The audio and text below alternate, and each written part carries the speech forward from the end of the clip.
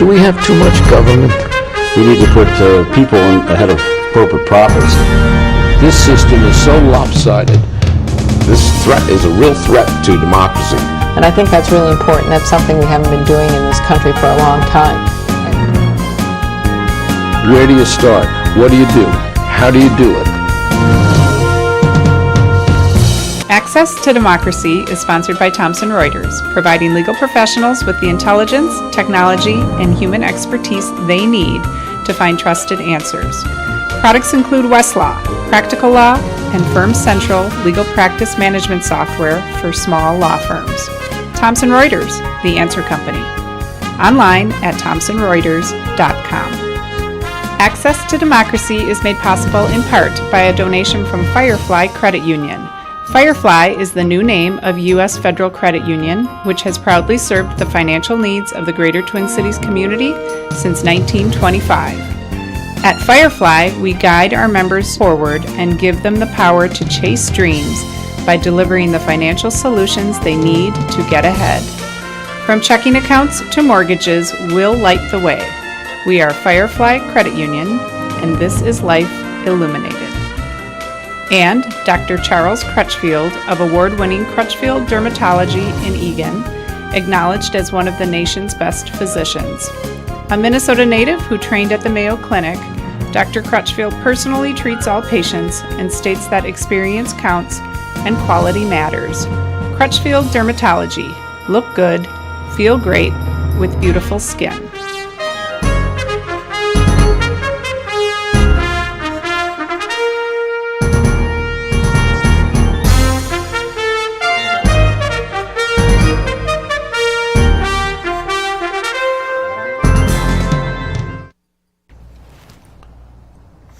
Welcome. Access to Democracy returns. Alan Miller with you once again. And we have a return guest, but he's wearing a different hat than the last time. Well, he's not wearing a hat at all, but Mark Levine was formerly the CEO of Hillcrest Publishing, and we'll talk about that, and surprised the entire publishing world and us by selling a few months back, and is now the entrepreneur and CEO of Domain Theory, LLC Corporation. So Mark, welcome back. A pleasure. And tell us, what is Domain Theory? So I have been an investor in domain names for many years, 15 years. And I started investing in them as a part of my portfolio of names for my publishing business, and then it sort of grew from there. And at one time, I owned fiction.com, publish.com, bookediting.com, bookeditors.com, bookprinting.com. And these kind of names really bring significant traffic. And so if I wanted to go Access to Democracy today, we own it, so we couldn't buy it. You couldn't buy it. But you think of weird and different names that you can lock up? Yes, I either think of them or I see names that maybe somebody's not renewing or that somebody is selling. Like a lot of names, like a bookprinting.com, I currently still own fiction.com. Those were names I bought in an aftermarket. Those aren't just, you can't go to GoDaddy and hope that fiction.com is available. Where do you buy a domain name? Well, if you're just registering one, you would go to GoDaddy or many other registrars, but GoDaddy is the one that the public knows the most. If you're buying them on the aftermarket, which means somebody's owns it and is either selling it or it's dropped and a registrar is putting it up for auction, there's numerous, GoDaddy has a big auction platform, and there are 5 or 6 major auction platforms that people who are buying and selling domain names are in. So the same as you would go to an auction to buy a painting or a police auction to buy a car, you would go to an auction? Yeah, it's very similar in theory. And what do you do with all these names? Well, a few I use, but I own about 2,000 names, so you can't use 2,000. I buy them the same way you might buy stock. I'm making a small investment, and I'm hoping to get a return on that investment in that somebody may decide they want to use that name, whether it's a very big brand or a small business. I just sold actually 2 today before I got here. And I wasn't actively selling. They are listed on these platforms, and I just get notified that somebody bought one. And then somebody works out a price with you? Or? I usually set a price, so you just buy it right there. You know what the price is. The company auctioning it, they get a cut of the sale for hosting it and having it, handling all the proceeds and getting the name to the buyer and getting me the money. And it's it's really one of my passions and has been ever since I started doing it. And that's certainly something different and not mainstream. It's not mainstream. And when I tell people who are in my life that I do, it's like most people have never heard of it. Most people don't hardly know even where you would just go buy a domain name if you wanted just to buy one and register it yourself. But I've been going to domain conferences for many years, and the industry itself is now getting very big because as India and China and more of those kind of countries as their middle classes are coming up, domain investing, especially for Chinese people, is one of the safest commodities that they can buy because they can transfer it, they can get it out of their country essentially. And the Chinese domain market helped in 2015 explode prices up. So it's become a very kind of corporate business. Now when you go to conferences, there's a lot of publicly traded companies that are now in the domain space. And a conference that I go to every year, my first year there were 400 people. The next year is 800, and this year they're expecting 1,600. And that's just a domain name conference? It's about domain names, how to monetize them, how to sell them, how to, trends in the market, different tools that, people like me use to determine the value. And, there's some science involved, and there's a lot of art. Some of it's, you have to have a feel for it, and I buy names usually that fit certain parameters. There are people who buy just names relating, there might be people who just buy horticulture names. I used to be one of the biggest buyer of book publishing related names, probably in the world. So that's a market I know very well. I can look at 5,000 names and spot which ones, certainly in publishing, have some value attached to them, or at least what I think might be value. So you've been in the publishing business probably since, 1990? No, I've been in the publishing business really since about 2003, 2004, when the first edition of my fine print was starting. And during that time, I actually bought a site, published.com, which was it was the first book publishing directory ever on the internet. Went on in 1997, so basically at the dawn of the internet. And so my other company, we'd been starting to dabble in different parts of book publishing. And the first edition of my book, I really wrote to have as an add-on product to a totally different product that I was selling. And I just happened to put that book out at the right time as self-publishing was exploding. Like in 2004, if you went on to Amazon and looked for self-publishing books, there was 3, 4, 5. I mean, there wasn't a lot. Today, if you go look for self-publishing books, there's an unlimited amount. 300-400. Yeah, unlimited amount. Yeah. Interesting. And of course, you were preceded in writing, and you've written a novel, among other things, by your father. Well, I wrote before him. But I shouldn't say that. He was a writer for many years. He wrote a column for Minnesota Daily when he was in college. He wrote for the American Jewish World. So, yes, he did precede me. But, and he was a guest on this show some years ago, right? But in terms of being a book author, I preceded him and then made sure that he was able to do it right. And his book it's not only is it a great book, but The design is fantastic. Use the title. Maybe we'll sell a few. Running to Make a Difference. And talks about his career. Talks about his career. Getting into politics. Getting into politics. In St. Paul. Yeah, St. Paul, Yeah. and then he was with the state on the governor's cabinet for 2 terms, and it's a very good book. As a guy who's, and I'm saying this objectively, I mean I was in self-publishing, and I saw hundreds and hundreds of books like this, and what's really separated his book from others is that he did the things that you really have to do to take a decent piece of writing and turn it into a good book.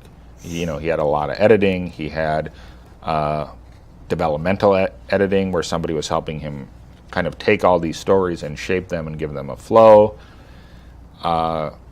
We helped make a really great book cover. Well, I mean, one of the best book covers we've ever done, and I think had he done it on his own, like many authors, the vision of what the author sees should be the book cover isn't always the one that is going to serve the book the best. That's, in other words, not necessarily that's what sells. Right. And, when you come right down to it, that's what's really important. You write your book, but you want people to read it and sell it. Yeah. We came up, when I wrote the book about our dog, Toby, which has garnered some nice reviews, we wanted to self-publish it. And we had checked with Hillcrest at the time, and then found through my webmaster, Avi, who you met, that we could do it ourselves. We had to get a name for our publishing company, and we came up with Old Moose. After going through many names that were already in use, oldmoosepublishing.com. So we still have that, of course. And the book is still available, unfortunately, or fortunately. Now, your latest book, which is, I think, the 6th edition. And the last. And it's almost out of print already. Yes. Well, under the terms of my sale, the company that bought me also bought the rights to this book, since it was such a big selling book in the industry. But they cannot publish it with my name. So The Fine Art of Self-Publishing, and there we have a close-up on it right there. And for anybody who is thinking of self-publishing, it's like the Bible. I mean, it really is a very professional and helpful book. And that's a very nice compliment, and I've heard that before, and I really appreciate it, and I think people see that kind of value. And I would say, anyone watching today, I would urge you to go buy my book before it's out of print. I no longer get any proceeds. I have no benefit if you buy it. But if you're thinking of self-publishing, this edition, I really did some things that I had never done in prior editions that are extremely important for people thinking about self-publishing to understand.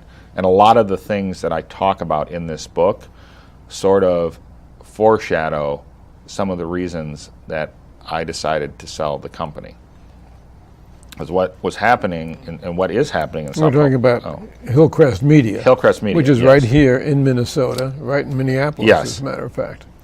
So what is happening, a very big trend in self-publishing, is people, they're putting a thing in a Word document. You can go right to CreateSpace or Ingram Spark, which is another print-on-demand one. You can upload your file. You can CreateSpace allows you can make a little cover, you can upload a photo. Now, the cover's not going to look like one that's professionally done. The interior's not going to look like one that's professionally done. But many authors don't understand why that's important.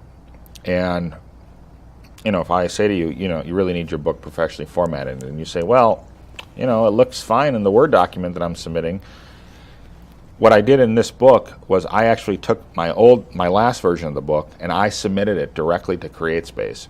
And then I showed people what that looked like. Like I said, here's a page of the book as it was formatted properly, and here's a page the way the CreateSpace system automated it.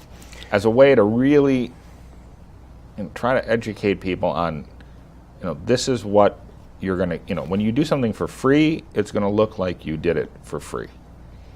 And that sometimes it's hard to get people over that.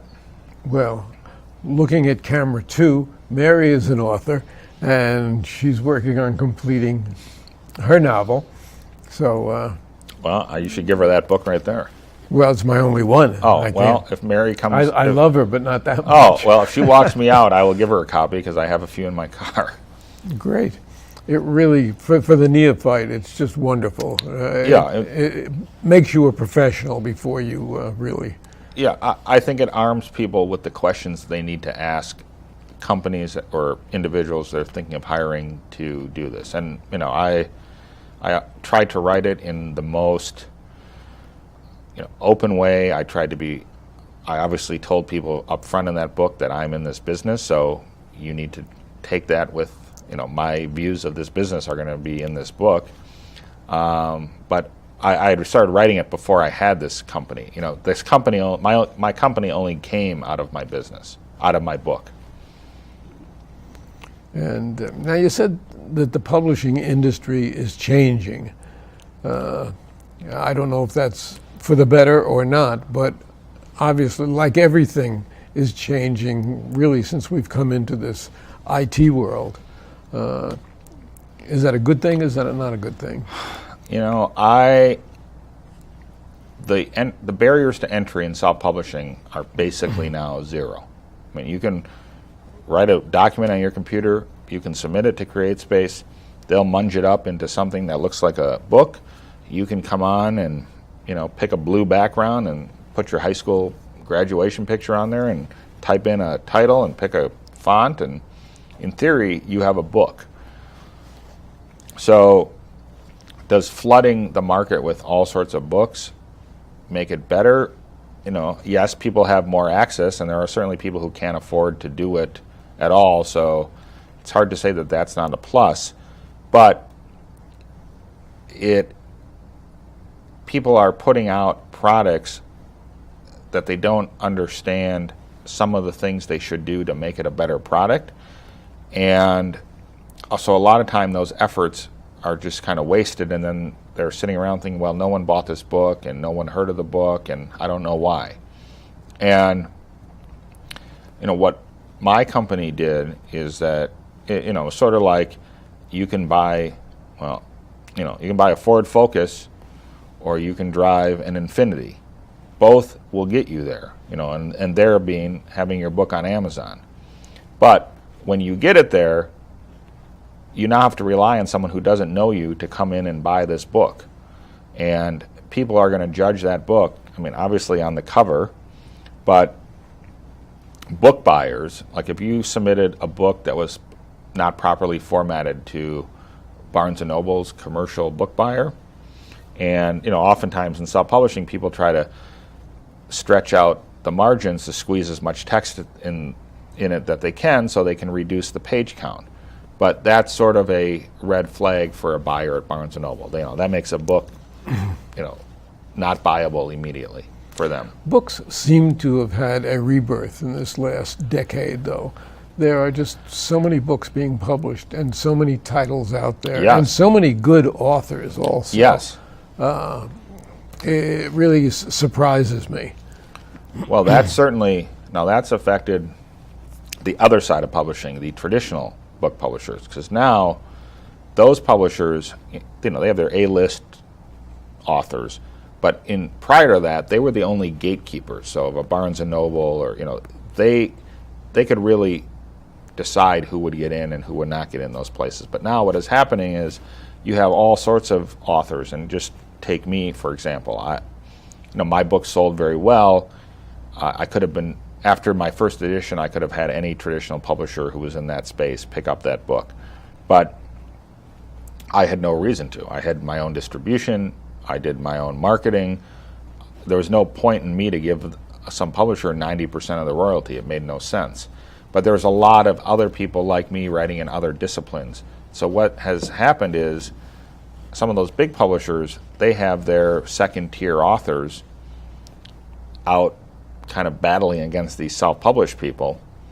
And a lot of times the second-tier author, they're relying on the publisher to do something. They're saying, well, I'm with Random House, so that's an advantage. But it's really of no advantage if the guy who writes the self-published book similar to yours is out there hustling and blogging and learning how to advertise online and being active on social media. So those kind of things even the platform and the traditional, that's why you see traditional publishers taking fewer and fewer new authors, because they don't have the ability just to throw it up and see if it sticks anymore. But what they do with those authors, as they do with John Sanford, for instance, is they pump out a new book at least once a year, some even twice a year, some using co-authors. Yes. Or even in Vince Flynn's case, the late Vince Flynn, who died 2 years ago, has a new book coming out, yes, which is written by a third party. Right. I think he was kind of finished. It was in the middle of it, and someone finished it. But though you're talking about the big name authors. Yeah. Like in my company, we had worked with several authors who were traditionally published 5, 6 books. You know, just like you were saying. You know, different crime novels. They kind of had a following, and they had one book that maybe sold 5,000 to 10,000 copies. And in the world of self-publishing, that's amazing. But when you're with a big publishing house and they see that kind of fall off, it's over. So then those people had to end up self-publishing and then kind of fight their way back. And then once you self-publish, and one of these days, one big author is going to just say, look, I'm just doing this on my own. I don't need, you know, I'm John Grisham. I don't need, everyone knows who I am, so what do I need you guys for? And once that happens, that will be another shift in that industry. Hasn't really happened yet. Interesting, though. Grisham's another one who has a series of books, but he doesn't necessarily build them around one character. He builds them around the law and different aspects of the law. So, yeah, it's really fascinating. Yeah, it's a very fast-moving, and you know, in the business that we were in the process of developing a product to be able to live in the ecosphere with Ingram Spark and CreateSpace and provide benefit to people using that service, because that's where, you know, it's impossible to fight CreateSpace. You can't take them on head on. So you have to find, you know, other creative ways to incorporate maybe what they're doing into the stuff that you do. And let's let the people know that Hillcrest is still in business. Yes, sold it. I sold it. It's a fascinating company that takes on all aspects of publishing. They will help you edit. They will help you design a cover. They will help you in all aspects of publishing your book, from getting the ISBN to right through to putting it on and distribution. And we're lucky because we have several good publishers here in Minnesota. Yeah, there are. And Milkweed, I think, is getting an award today, if I'm not Milkweed's mistaken. they're a different kind of publisher than we were. They're a traditional publisher. We were a self-publishing company with, you know, a few exceptions. We published books, maybe 3 or 4 books where we own the rights over the last few years that were picked by our staff, where we invested the money and we acted as a traditional publisher. But yeah, Milkweed is great in the self-publishing space. There are some decent companies here. You know, there's other, you know, Milkweed, Coffee House Press, our traditional small presses in town. And there are a lot of good agents also. There's some good agents in town. In the Twin Cities, too. You know, there's some... which is very helpful to a new publisher. Consortium is one of the biggest independent book distributors in the country. They're based here in town. So it's a very good, you know, the Loft Writing Center. It's a very good place if you want to learn about book publishing or, you know, writing fiction or, you know, whatever. There's a lot of good resources in this town. I am a faculty member of the Loft, having taught at MCTC and Inver Hills for many years. But we'll do another shot at screenwriting in the spring. So that's good. Fascinating business. And really interesting in terms of your knowledge of it. But I also know that you're a pretty active guy, and I just don't see you spending the rest of your days with domain names? People who know me well would think otherwise. But what's around the corner for you? This whole sale process really came up pretty quickly, and so if we were sitting here a year ago, I would not have anticipated that this is what we'd be talking about today. So in many respects, I have not really thought that far down the road. I do love domain names. And well, it's only, 2 months since you sold? Yeah, it's only been 2 months since I've been out.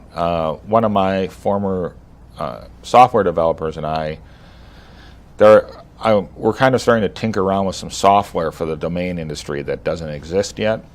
And if he, I can give him the idea, but I would have no way to know how to make it work. I mean, I need him to make it work. So if we together, I'm trying to create tools that I would like to use myself that don't exist.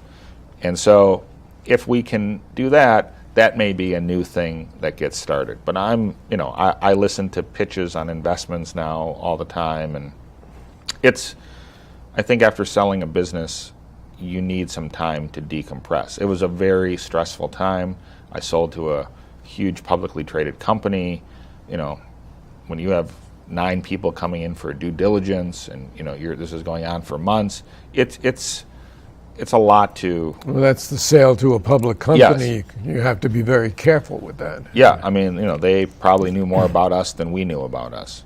And, that whole process really, to get in the frame of mind to be like, okay, I'm going to now start a new business, I'm probably not far enough removed from the old one to be yet in any real frame of mind to be like, okay, this is for sure what I'm going to do. But yes, I will not. But I know that the next time we have you back here, or when you come in to guest host, that there will be something new on your horizon. It might be, but I think it's in your DNA. I think it's going to be under domain theory, though. Well, it could very well be.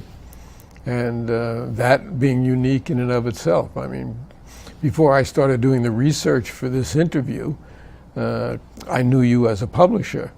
And then suddenly I see this whole new world, and that we've talked about today. Really fascinating. And it's a very exciting, that's a very exciting world. It's, where it allows me to be very creative. I'm coming up with names. I'm, doing that. It allows me to be very entrepreneurial in that I'm selling and marketing these names that I'm coming up with. Like I said, there's a lot of opportunities for software development in this area. The thing that we're working on is I sell a name at many auction sites, but no one's been able to successfully build a piece of software that can manage your domain at every site at the same time. So right now... And with 11 seconds left, I want to thank Mark Levine. He'll be back to talk more, and a pleasure to talk publishing Always a pleasure. and entrepreneurship. Thank you. Thank you.